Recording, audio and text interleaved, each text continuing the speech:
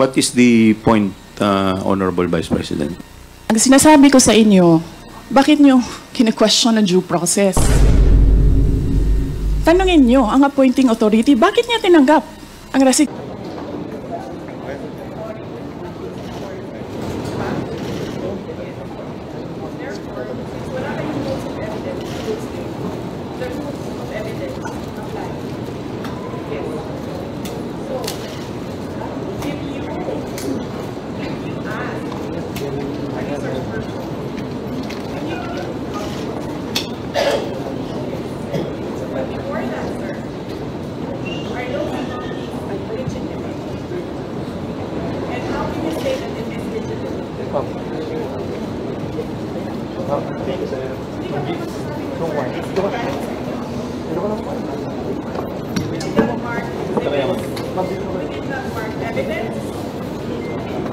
Tommy. Yes, sir. But for supplementary, yes, sir. But wala kayong rules of evidence. Ma'am, dito na kayo. Wala ba? Therefore, the rules of court apply. Hindi pwede ganyan. Hindi pwede ganyan. You are not the chair. I'm talking to the chair. You allow me to talk to you. You are not the chair. The rules of court is not lenient.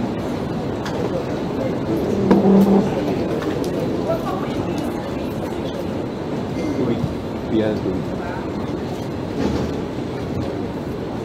Hindi kami naka-point of order, Mr. Chair. Wala kaming kakampi.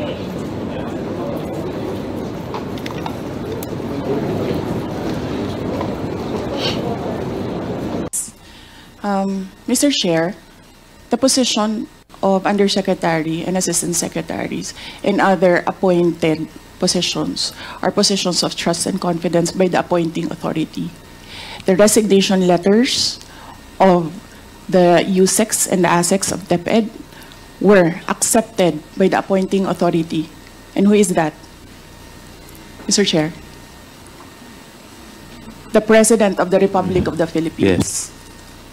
It is not the Secretary of the Department of Education. So you ask the President of the Republic of the Philippines why he accepted the resignation of the USEX and the ASEX.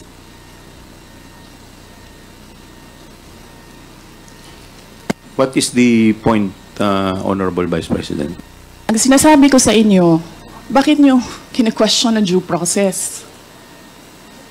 Tanungin nyo ang appointing authority, bakit niya tinanggap ang resignation letter?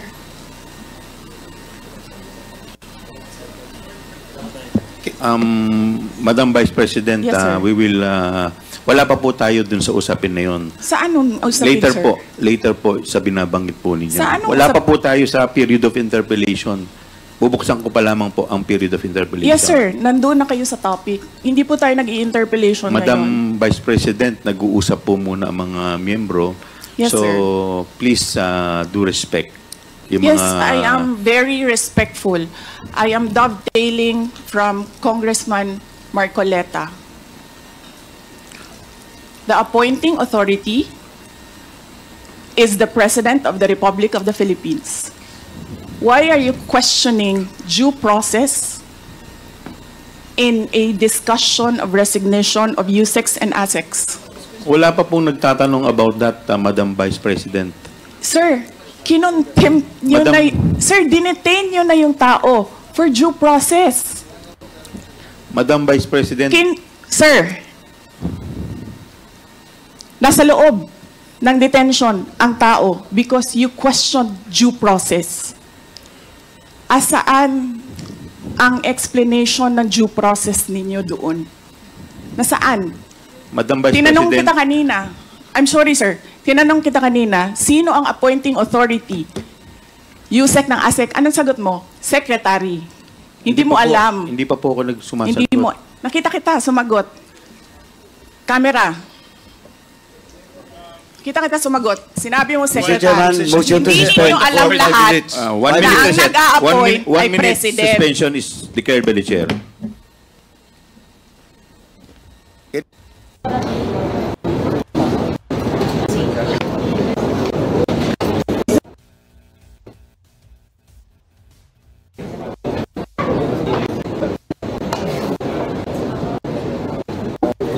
Why he it was illegal in the first place. President. You need to reconsider that extension of your detention. It was illegal in the first place. You asked the president why he accepted the resignation. Do not ask due process. Mr. Chairman. Mr. Chair, Yes, Congressman Paduano. Congressman Nakop. Mr. Chair, Madam Vice President, if you have any question insofar as the actions of this committee are concerned, I think the proper remedy is for you to go to the court. Sir, I will go to court. Opo, pero Oo, that is pero your- araw-araw, you are depriving a person of her liberty while I await That is precisely the point, ma'am. the... If our action of detaining your chief of staff is against the law, I think the proper remedy, and I think you're a lawyer, Yes, sir. the proper remedy is to go to the court. Sir, do you really want to show the Filipino people kung anong kaalaman ninyo sa batas? Ang sinasabi ko lang po ay sundin Oo. po natin yung batas Kaya dito nga, sa sir, House. sundin natin yung Kasi batas. nandito po kayo dito sa bahay ng Kongreso. Yes, sir. Sundin natin yung batas. Why will you penalize, punish Yusek Lopez for an act of the president? Madam Vice President, that is the decision of the committee as a whole. Sana po respetuhin po ninyo. Yes, sir. Kung meron pong Okay. remedy, alam naman po ninyo bilang abogado na tama po yung sinasabi ni Congressman Akop, pwede po tayong mag-file ng relief sa Okay, court. sige, sir.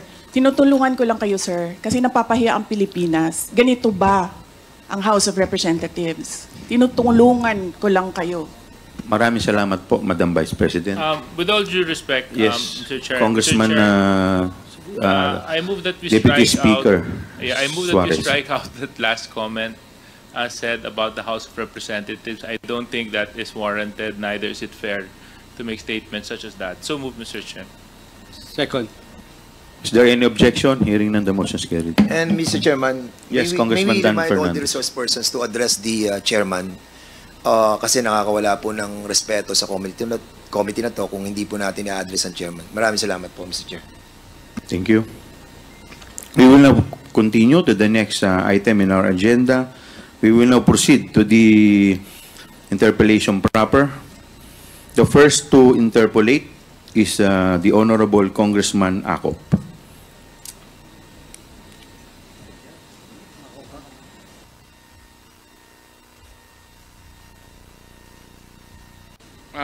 May I know, Mr. Edward Farda, si Miss Sunshine po ay asawa po ninyo? Yes, Your Honor, you're correct. Yes. And Miss Sunshine Farda ay nagtatrabaho rin doon sa office ng Vice President. During DepEd po, kasama po siya. Yes, thank you. Now, Mr. Chair, para lang ma-recall po natin, si Miss Sunshine ang pinangalanan ng ating mga resource persons natin nung mga nakaraang hearing na nag-abot ng payola money sa mga empleyado ng DepEd at sinasabi niya na ito ay galing kay Vice President Sara. Bagay na bagay sa kanya ang kanyang pangalan. Talagang sunshine siya dahil paano ba naman hindi iilaw ang mukha mo pag naabutan ka ng pera?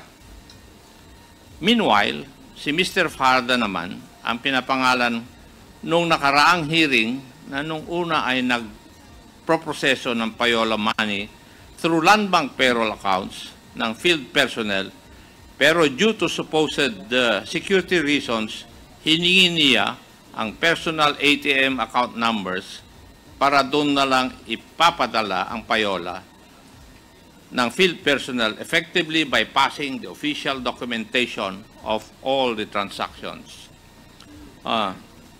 In short, Mr. Farda, kayong mag-asawa ay nagtatrabaho para kay Vice President Sara. Tama po ba? Mr. Edward Paharda. Yes, Your Honor. Yes. kayo ni Miss Sunshine ay galing sa Davao. Tama rin po ba? Yes, Your Honor. Bago kayo nagtrabaho under DepEd with Vice President Sara as the Secretary, si Miss Sunshine ay nagtrabaho for VP Sara nung siya ay mayor ng Davao City. Tama po? Mr. Parda? Yes, Your Honor. In other words, Mr. Farda, lumipat kayo ng Maynila to serve under the office of the Vice President and in DepEd. Tama rin po ba? Your Honor, yung po kasing asawa ko nasa Manila, so kung ako po ay nasa Davao, so I decided na mag-apply po ako sa DepEd, kaya nagkasama po kami.